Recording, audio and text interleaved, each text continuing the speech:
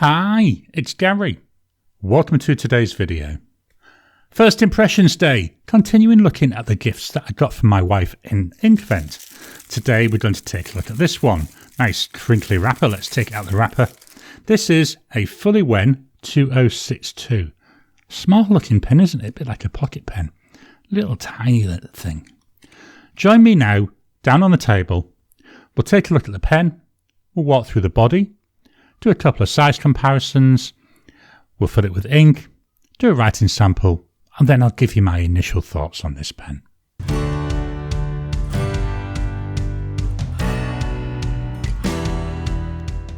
Here we are down on the table with a Fully Wen 2062.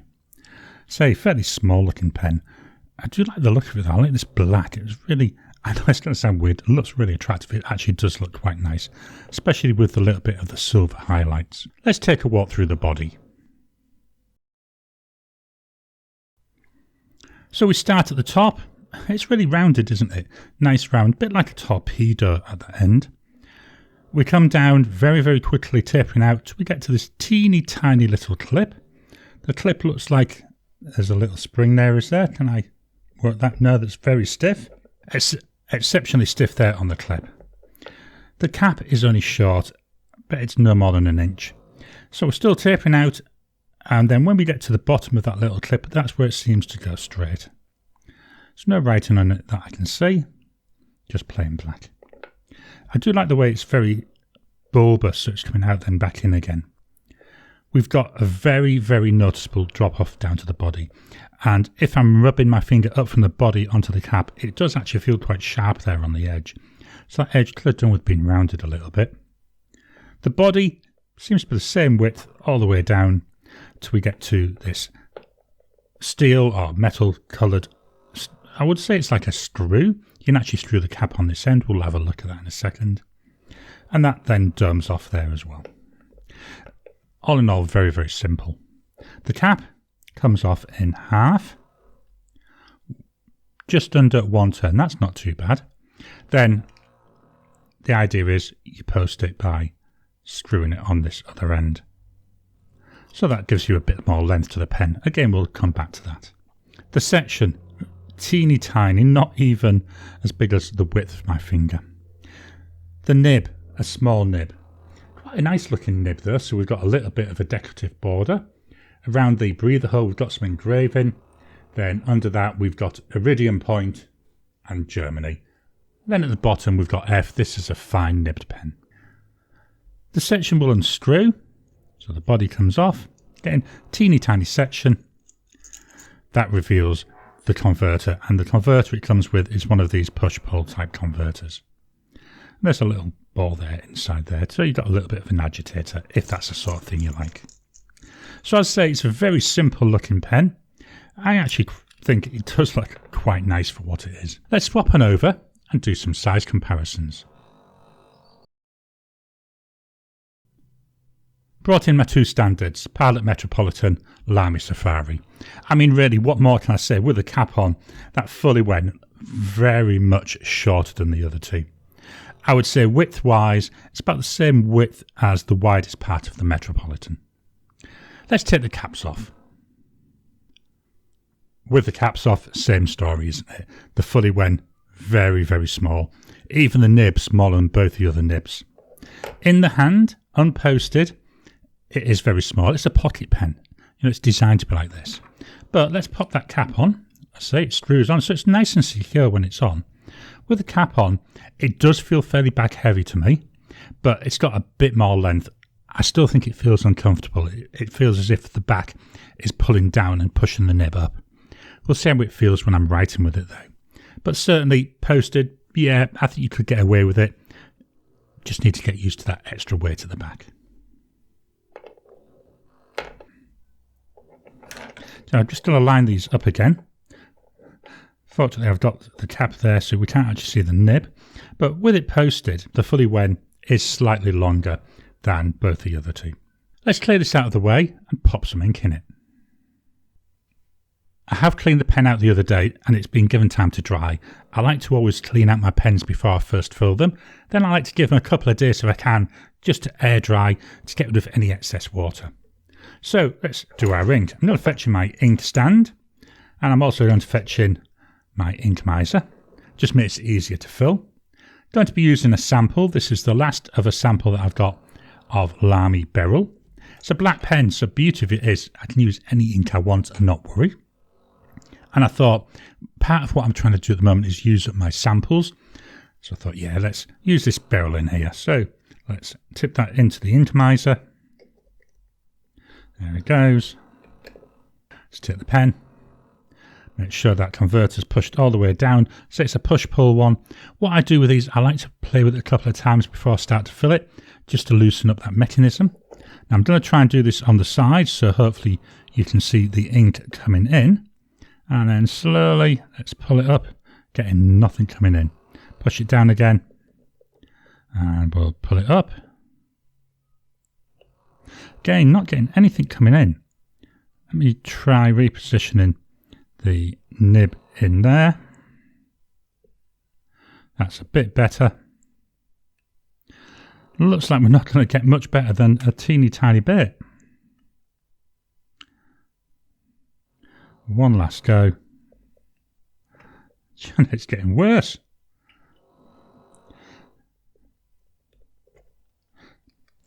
Let's try that way. I'm determined to get some ink in here. If this doesn't get much, we'll just have to go with what's in there. So really struggling to get ink into here. Now, no matter what I do, could be though there's not a lot of ink available, which could be why I'm struggling. I'll just clean this off. So as you can see, got a tiny bit of ink, nowhere near as much as I'd like. What I'll do in the future is I'll actually use my blunt nose syringe to fill this up. But for now, there's enough in there to do our writing tests. So certainly not a pen I'm going to be thinking about filling up a lot. Let me just pop this to one side, get rid of this, and we'll fetch in the notepad of testing. Just dropping in to interrupt your regular programming. Would you like to help support the channel? If so, please consider joining as a member. As a member, you'll get early access to my videos. I normally upload them a couple of days before they go out, and as soon as they're uploaded, they'll be released to members. There'll also be a shout out at the end of the videos, and then as we get the members coming in, we'll actually chat among ourselves and work out what other perks, what other things you'd like me to add in. You know, would you like maybe a monthly live chat just for members? All down to us. So please, if you can, consider joining the channel. A link will be in the description down below. Here we've got the notepad of testing. This is Oxford Optic paper, 90 GSM paper, beautiful fountain pen friendly paper. I really enjoy using this. This is an A5 black and red notebook. So here we've got the pen. Let's post it. And let's see how we go. So we've got a fully when. Nice audible feedback already. 2062. The nib's not scratchy. We've got a bit of a burp there. And we've got a fine nib on here. Gently mop off that excess ink. Remember, I've just filled this and I was messing around trying to fill it. Cost for this pen, $6 Aussie. I actually think that's quite good value for what it is.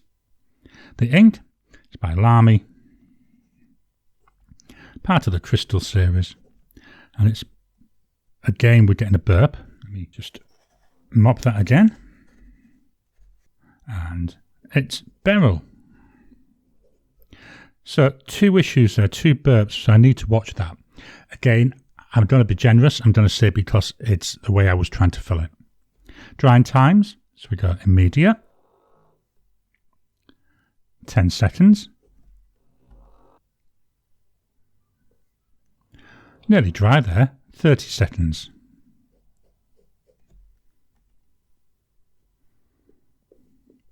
There we are, dry. For the full picture, it's 24 degrees Celsius and 60% humidity today, and I don't have a fan going today for a change. I'm going to move the mic down to the page so you can hear the pen write.